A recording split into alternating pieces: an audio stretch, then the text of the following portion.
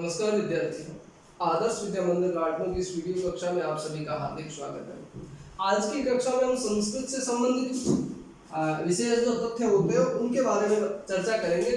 हमने प्रकरण का नाम रख दिया संस्कृत वैविध्य, यानी जो भिन्न भिन्न प्रकार के संस्कृत में बातें हैं जिनके बारे में नंबर एक हम बात करें तो संस्कृत में वचन कितने होते हैं। तो वचन कितने होते हैं? 3। कौन कौन से होते हैं? एक वचनम, द्विवचनम और बहुवचनम।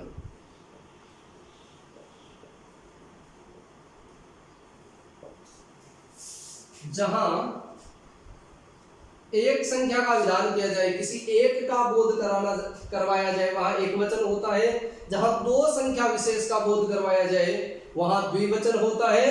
और दो से अधिक संख्या का जहां पर बोध करवाया जाए, 3 और 3 से ज्यादा, वहां बहुवचन होता है। तो ये संस्कृत में वचन होते हैं 3। अब हम बात करते हैं संस्कृत में लिंग। संस्कृत में लिंग कितने होते हैं? तो संस्कृत में लिंग भी कितने होते हैं? 3। बात की कौन कौन से? तो होते हैं पुल्लिंग,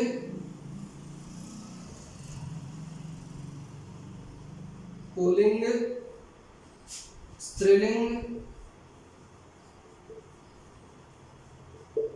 और तीसरा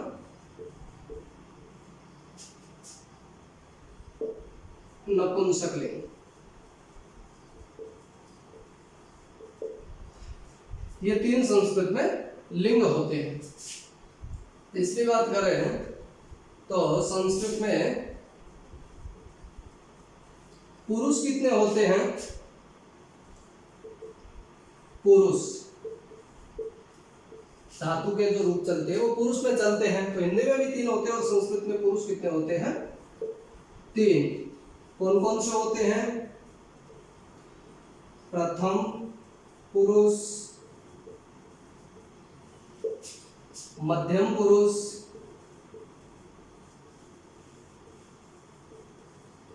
और उत्तम पुरुष।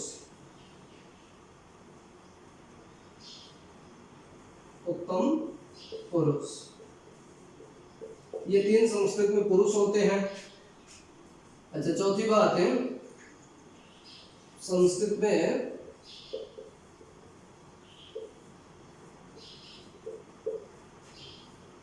काल कितने होते हैं?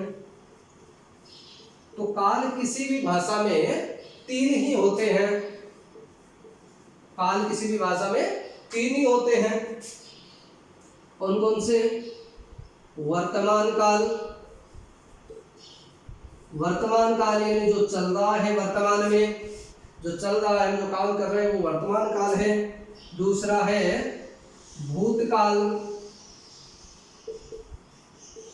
यानी जो बीत गया है, चला गया है, उसको भूतकाल कहेंगे। और तीसरा है भविष्यत काल, यानी जो आने वाला है, अभी हुआ नहीं है, आगे होगा, उसको हम कहेंगे भविष्यत काल। तो संस्कृत में वचन 3, एक वचन, द्विवचन और बहुवचन। संस्कृत में लिंग 3, पुल्लिंग, स्त्रीलिंग और नपुंसकलिंग। पुरुष जाति का बोध कराने के लिए पुल्लिंग, स्त्री जाति का बोध करवाने के लिए स्त्रीलिंग और नपुंसक जाति का बोध करवाने के लिए, यानी किसी पदार्थ का बोध करवाने के लिए नपुंसकलिंग। संस्कृत में पुरुष 3 होते हैं, प्रथम पुरुष, मध्यम पुरुष और उत्तम पुरुष। उसके बाद संस्कृत में काल 3 होते हैं, वर्तमान काल, भूतकाल और भविष्यत काल। आगे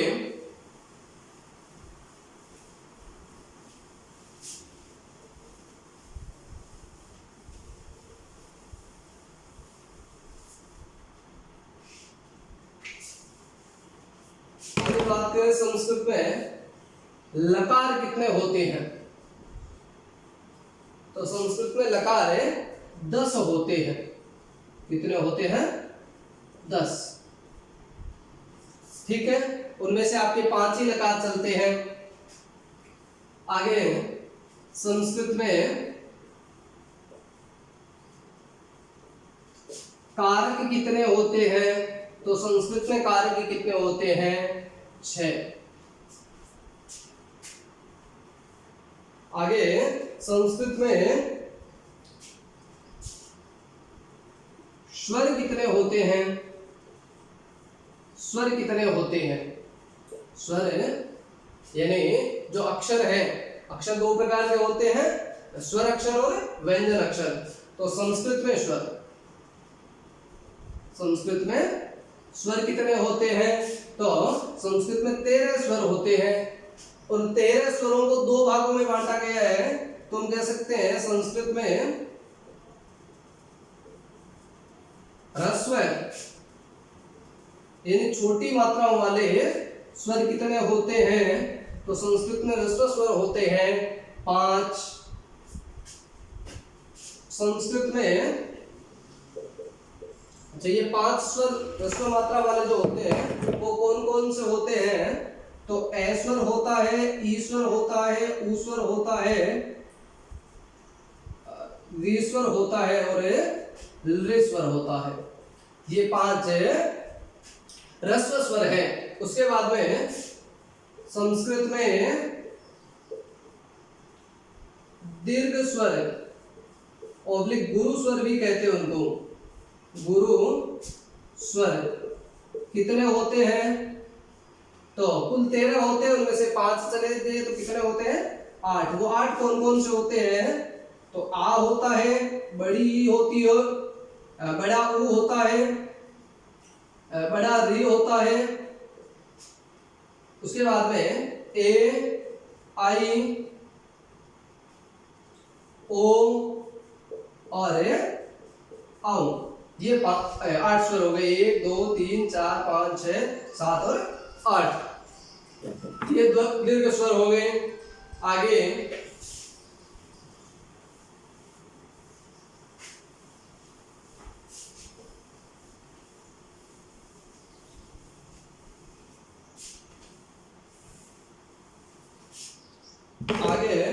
संस्कृत में व्यंजन कितने होते हैं? तो संस्कृत में व्यंजन 33 होते हैं। 33 कौन कौन से होते हैं वो आप सब जानते हैं। उसके बाद में संस्कृत में जो व्यंजन होते हैं उनमें से 3 भागों में अलग अलग बांटा हुआ है। स्पर्श व्यंजन, अंतस्थ व्यंजन और ऊष्म व्यंजन। इस प्रकार से अलग अलग उनको बांटा गया है। तो ये संस्कृत में कुल व्यंजन होते हैं 33। इसी प्रकार से आगे संस्कृत में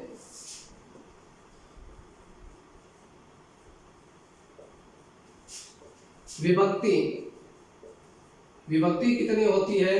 तो विभक्ति 7 होती है। संस्कृत में विभक्तियां 7 होती है। इसी प्रकार से अन्य भी हमें संस्कृत के जो विविध तथ्य हैं जिनके बारे में हमें जानकारी होनी चाहिए, उससे संबंधित बातें हम खोज करके इकट्ठा कर सकते हैं, एकत्रित कर सकते हैं। जो कि सामान्य बातें होती है लेकिन उनका हमें अलग से संकलन होना चाहिए। हरिओम। ये आपको ये बातें बहुत अच्छी प्रकार से समझ में आई होगी। इनसे संबंधित बातों का अच्छी प्रकार से विस्तृत रूप से अभ्यास करते रहना है। हरिओम।